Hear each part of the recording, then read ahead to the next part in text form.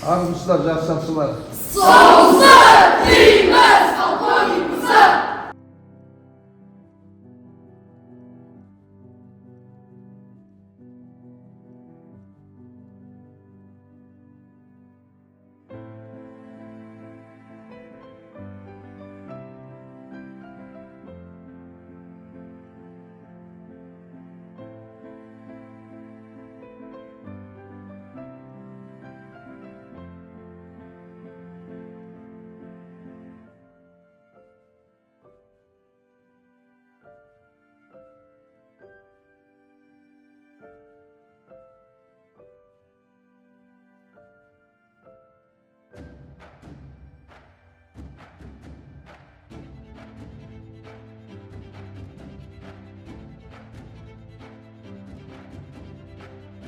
Заң мен тәртіп қағидаты аясында ой бөлісіп, құқықтық сауаттылықты артыру жастармен бастаған дұрыс деп шешім қабылдады.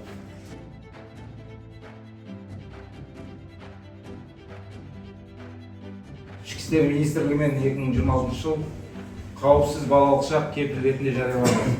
Қазақстан Республикасының заңдарына сәйкес әрбір азамат заң талаптарын сақтауға міндетті. Қазіргі қоғамда кәмелетке толмағандар құқықтарын қорғау, олардың қауіпсіздігін қамтамасыз ету және құқық бұзушылықтың алдын алу мемлекеттік саясаттың басты бағыттарының бірі болып табылады.